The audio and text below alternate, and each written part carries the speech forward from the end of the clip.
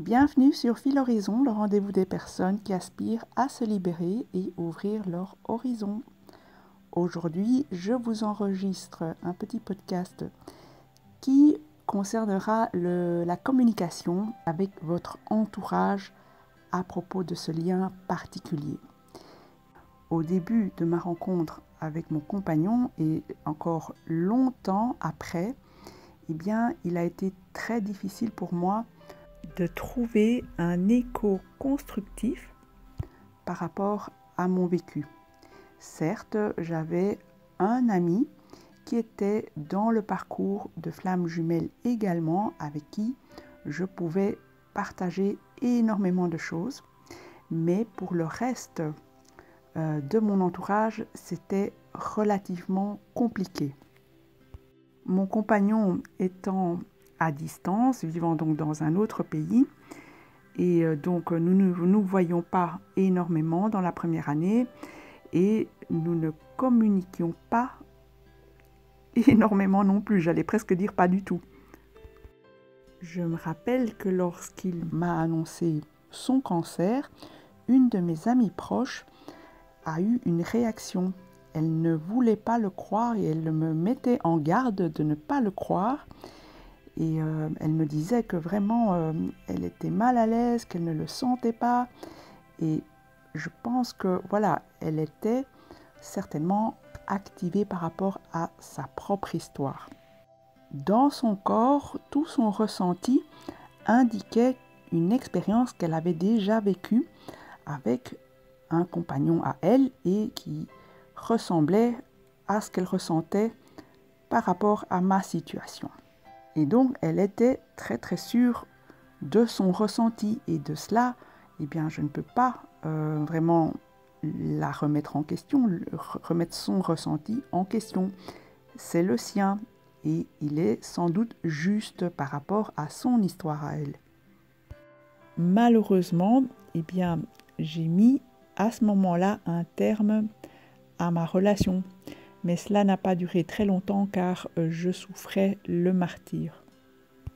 Cependant, mon compagnon avait vraiment un cancer déclaré et heureusement qu'il a pu être pris en charge en urgence et ce qui aurait pu être interprété comme la personne se plaignant d'être à l'article de la mort, c'était pile le contraire, c'est-à-dire que justement c'est quelqu'un qui ne voulait pas se plaindre et qui ne voulait pas me dire ce qui se passait pour lui dans son corps jusqu'à ce qu'il soit obligé de le faire puisque nous avions rendez-vous le jour de son intervention. Et c'est ce qui a fait interpréter mon ami comme étant une fuite, un mensonge. Et donc dans ces moments-là, c'est un peu délicat car donc quelque part j'étais rassurée qu'il n'était pas dans le faux, dans le mensonge et qu'il ait été pris en charge à temps, mais j'étais aussi triste de devoir contredire mon ami proche. Ceci est une expérience que nous avons tous en commun, c'est-à-dire notre conflit intérieur, notre conflit de loyauté entre notre amour porté pour notre autre et notre amour porté pour nos proches. Certains peuvent même se sentir écartelés, ce qui a aussi été mon cas, je vous raconterai d'autres anecdotes, mais pour résoudre ce qui est aussi une problématique dans ce parcours, il faudra revenir donc à notre alignement intérieur. Pour cela, je vous invite dans un premier temps à comprendre que ce que votre entourage vous émet comme message leur appartient en propre. Il y a une partie qui relève de leur propre vécu et de leur propre peur. Mais encore, si cela vous touche, un point qui vous paralyserait par exemple dans votre relation à vos amis, questionnez-vous pour voir quelle est la part que cette personne, cet ami, révèle de vous-même. Je vous invite donc à aller observer quel est l'aspect refoulé en vous que cette personne vient réveiller. Elle représente peut-être un parent autoritaire, un parent jugeant ou un parent rejetant, un parent inquiet aussi. Elle pourrait même représenter l'hystérie ou la folie que nous refusons d'admettre ou de voir en conscience chez nous. Lorsque cette voix serait abusive, eh bien, veillez aussi à pouvoir vous protéger. Une de mes autres amies très proches avait toujours un commentaire désagréable par rapport à mon compagnon. Et donc, tout notre entourage est un parfait écolage, donc une école de la vie pour qu'on puisse aussi s'aligner en nous-mêmes, donc de pouvoir nous affirmer en justesse par rapport à ce petit monde. Plus concrètement, il s'agit de reconnaître l'amour en soi et de diffuser l'amour par ailleurs. Je vous rappelle que pour moi, apporter de l'amour est équivalent à apporter de la conscience. Et cela fait partie intégrante du parcours. Tout en avançant dans ce compagnonnage avec votre jumeau ou votre jumelle, vous avez d'office à éclaircir, parfois recadrer les situations qui se présentent avec votre entourage. Parlant d'entourage, eh bien, je pousse ma réflexion jusqu'au bout, à savoir l'inconnu qui vous dépasse dans une file d'attente évidente, votre boulangère ou votre facteur avec lequel quelque chose surgirait, eh bien, à chaque instant, la vie vous montre ce que vous avez à ajuster, aligner en vous. Cela se règle à l'intérieur de soi, mais aussi dans la matière avec la personne concernée. Et plus vous vous alignez, et plus votre relation d'âme jumelle s'éclaircira et s'alignera également. Et donc, il y a quelque part un enthousiasme aussi à pouvoir ressentir votre vérité dans cette aventure, dans cette expérience et dans cette initiation. Donc, si la vie vous présente une épreuve, eh bien, accueillez-la. Accueillez-la comme une révélation de vous, d'une autre part, une facette de vous-même, et essayez avec vos moyens de l'instant, sur l'instant, de vous affirmer par rapport à la situation. Vous verrez que cet exercice transformera votre taux vibratoire. Il ne s'agit bien sûr pas ici de chercher à s'embrouiller avec tout le monde, mais simplement accueillir, observer ce qui se passe et sentir aussi qui vous avez envie d'incarner dans cette expérience-là. Je parle ici bien sûr des différentes épreuves que présente la vie. Je ne parle pas en termes de trauma. J'aborderai ce sujet dans un podcast ultérieur et spécifique. Et je précise aussi qu'il s'agit ici d'un exercice pour s'aligner soi. On ne va pas aligner l'autre en face. Imaginez que nous soyons chacun un ballon tout rond avec en son centre un axe. Si quelqu'un se désaxe vers vous, eh bien, il vous désaxe également. Mais si vous revenez en votre sens, eh bien, il y a de fortes chances que vous lui permettez de se réaxer également. L'accomplissement de cet ajustement relationnel est bien sûr facilité avec un point de vue en hauteur, ou encore ce qu'on appelle dans le développement la position méta, où on se place un pas de côté pour s'observer. Cela permet de ne pas surréagir ni surinterpréter et évitons d'interpréter tout court. J'aimerais aussi vous amener à la conscience que ce que nous jugeons comme un manque d'alignement à l'extérieur, par exemple dans la situation globale actuelle, reflète à grande échelle le manque d'alignement individuel. Dans la logique de mon propos, je ne peux que aller au bout de ce développement et vous faire aussi entrevoir que toute énergie tierce correspond sans doute à ce point de vue. En tout cas, c'est ce que j'ai vécu dans notre expérience avec mon compagnon. J'ai observé que la personne tierce entre nous avait des aspects qui m'étaient familiers. Je me suis mise en empathie avec elle et par un ancrage et un alignement intérieur, j'ai réglé et solutionné la situation avec mon compagnon. Je ne m'éternise pas sur le sujet de l'énergie tierce car elle fait partie intégrante de l'ensemble de ce sujet-ci pour moi. Actuellement, mon entourage, donc exactement les mêmes personnes, ont totalement changé leur avis et leur regard sur ma relation à mon compagnon. Cela s'est produit naturellement avec le temps, puisque le temps de la relation confirme la relation. Il consacre aussi les choses. Ensuite, les amis proches auxquels j'ai partagé toutes ces expériences mystérieuses et toute cette intrication qui confirme aussi le lien, on finit par s'émerveiller de tous ces petits éléments mystérieux entre nous et reconnaître que j'avais trouvé la bonne personne pour moi.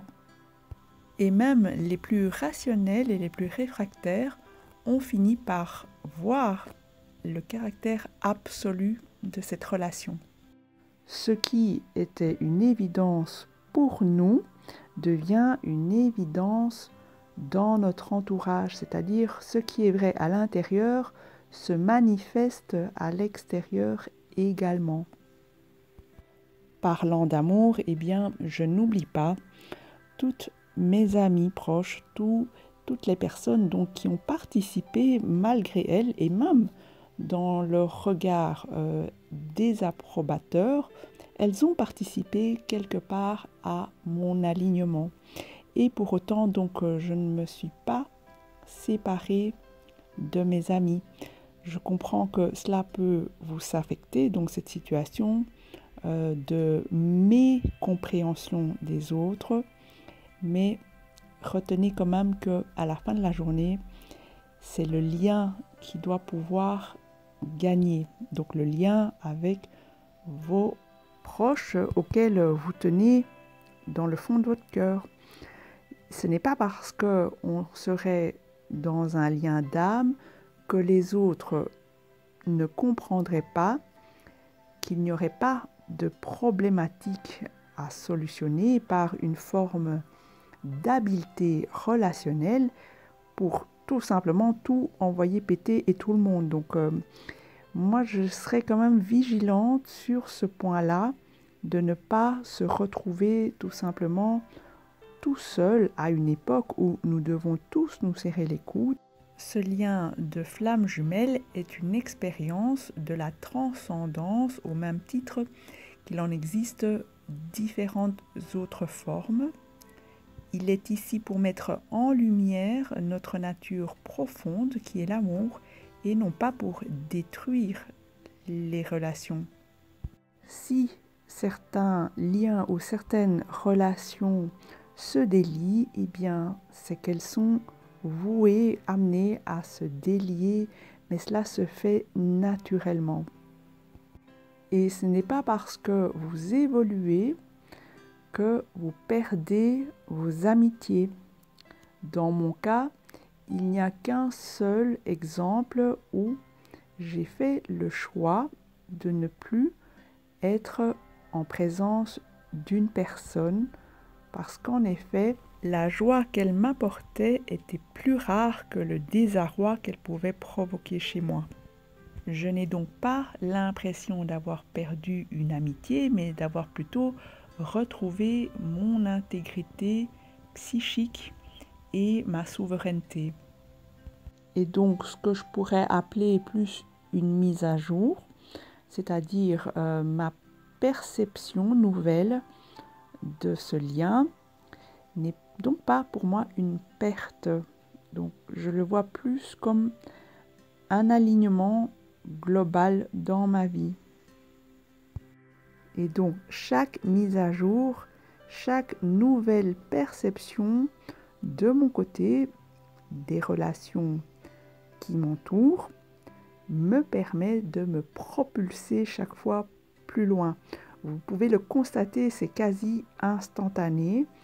Dès lors que les relations qui pouvaient être oppressantes ou abusives se délient, ou encore mieux s'ajustent, se calibrent, vous constaterez immédiatement le résultat dans votre vie factuelle et même dans votre relation d'âme jumelle.